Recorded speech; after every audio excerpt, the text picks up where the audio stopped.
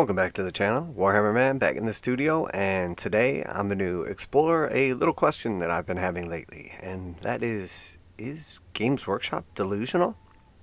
Let me tell you what I'm talking about here, but first, if you're new to the channel and you enjoy this type of content, make sure to like and subscribe for Warhammer 40,000, Kill Team, Necromunda, Age of Sigmar, and warcry content as well. Pretty much anything tabletop game related, news, reactions, reviews, unboxings, and all types of tutorials for painting and conversions, etc. I'm the spot. So let's take a look at what I'm talking about. Games Workshop obviously runs the Warhammer community website, and I like to keep people up to date with the community articles. People enjoy the videos I do on them, giving my opinions, etc. And honestly, I've had very good reactions with it. And with the Tyranids Codex, we saw the beginning of basically them starting to leak out, rules in advance, or sort of previewing different models, points cost, weapons, just various things about the Codex, kind of build up the hype for it. And overall, I think it was pretty well received. But recently, we've been seeing them do the same thing with Codex Tyranids. But everyone knows, if you have the internet, or you talk to anyone that plays this game, that the entire Tyranids Codex has been leaked. Someone literally took an actual copy of the Tyranids Codex and scanned every single page of it digitally online and then released it. Very strange that they're just kind of like pretending like this isn't happening. They're just full on in denial, or I honestly don't know. And if you haven't heard about this, well, I guess that's why, we make these videos. But let's take a look. So it's basically saying Codex Tyranids evolves the Hive Fleet's biggest living weapons into monstrous vehicle killers. So essentially they do a little article. They're talking about the Tyranid effects, its rupture cannon and how cool it is. And then they kind of just compare like the old stats of the rupture cannon to the new stats. Obviously everything's getting much better. Power creep is real. 48 inches, heavy 3. Strength 10, minus 3, d6 damage. Now it's 48. Heavy 3. Strength 14, minus 4, d6 plus 4 damage. So adding a flat 4 damage and 4 strength and an extra minus 1 AP. Obviously getting very strong. Comparing it to the Storm Surge. Very, very cool picture. Awesome looking army right there. Then it talks about the Flesh Boar Hive, an alternate weapon it can have. 24-inch range, Assault 30, Strength 5, minus 1, 1 damage. And then also talks about the Heavy Venom Cannon. 36-inch range, Heavy 3, Strength 9, minus 3, 4 damage. So obviously very cool. See the stats. If you haven't seen these already, you're like, whoa, this is insane. Look how strong they're getting. But if you go anywhere on the internet, forums, obviously I've done videos on it. Anywhere pretty much, Wahapedia, you can find all of the rules, either digital scans that are literally the exact pages out of the codex in order, every single page of rules. Or you can find, somebody at Wahapedia has basically compiled all the rules into their typical format. So, at first it was kind of like, I don't know, this is so many pages. There's no way somebody would have faked this, but we don't know for sure that it's real. And now we can compare all the different articles that GW has released since then, and everything is exactly the same. So there's literally no doubt in anyone's mind this is the real codex that was leaked. The complete, full codex was leaked. They have this guy at 170 points, which is exactly right. The stats block is exactly what they've showed off. And this is true for everything. And if you don't believe me, here's the acid spray. 18-inch range, heavy d6 plus 6. Strength 6, minus 3, 2 damage. Flame weapon. Here's the Flesh Boar Hive. Sorry about that. 24-inch range. Assault 30. Strength 5, minus 1, 1 damage. We just saw that. Then we see the Rupture Cannon. 48-inch range. Heavy 3. Strength 14, minus 4. D6 plus 4 damage. This is all the same stuff that was in the leak in advance.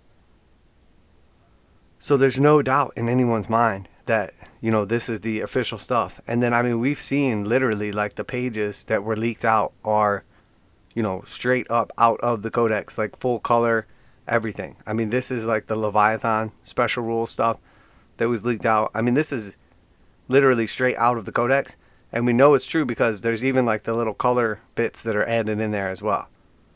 So is Games Workshop just full on trying to pretend like this entire codex didn't get leaked out and it's not all over the internet for everyone to see?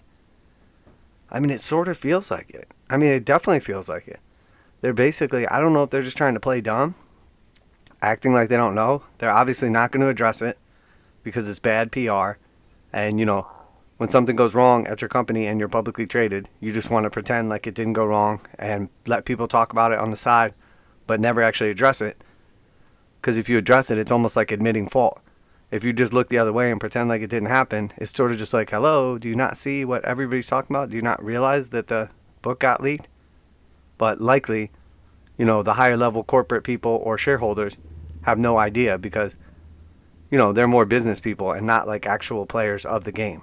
So just absolutely crazy, you know, that they're just continuing to put out these regular articles. From a business standpoint, I mean, it makes sense. But, you know, we can literally go on Wahapedia and just look up, you know, anything we want. And, you know, it's crazy to me that they're just, you know, basically just playing dumb, acting like this didn't happen, acting like all the rules are right here. I mean, again, from a business standpoint, it makes sense. But then at the same time, to just sit here and, you know, regularly put out these articles, act like they're previewing rules that no one has seen before, and that this is some huge surprise and people should get super excited about it. It's like, look, this codex got leaked like over a month ago. Everybody has seen the rules. We know what's coming. People are already playing the codex in like friendly games. I've even heard some tournaments where people have played the new Tyranid Codex in it. I mean, let's be real. Everything is here. The points are here. The stats are here. Every single page. People have already fully played it. It's obviously very strong. It's got some very strong like power creep in it. A lot of people are talking about a lot of different builds for it. Arguably, probably going to be top of the meta. We know the most recent codexes that have come out have been very, very strong. The power creep has been insane. Tau has been doing extremely well, dominating armies. And now we've seen the harlequins, you know, shutting down Tau. And again, just absolutely dominating the armies. Before that, it was custodes and a bunch of other armies as well.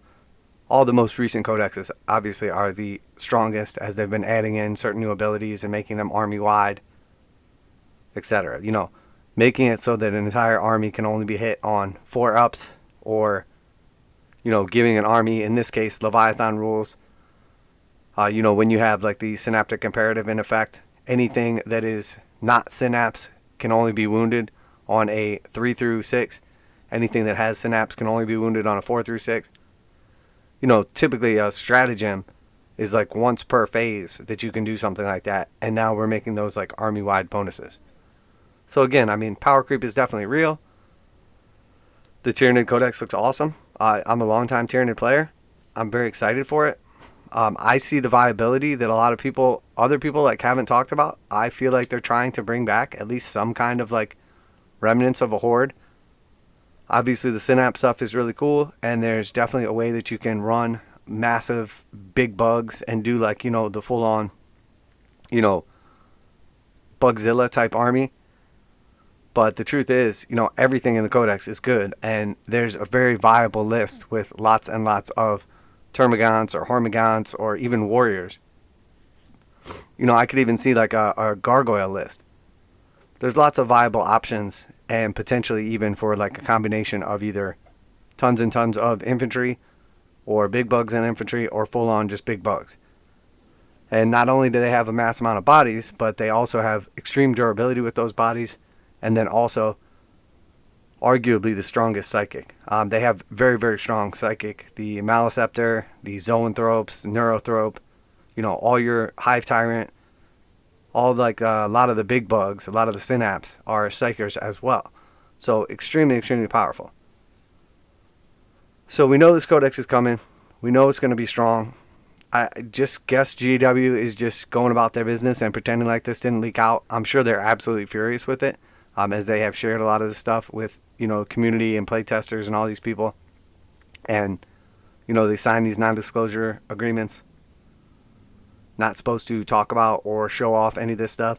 So for somebody on the inside, either working there or working with them in unison, to full on just scan this codex to the internet months before it even comes out, that's a big slap in the face.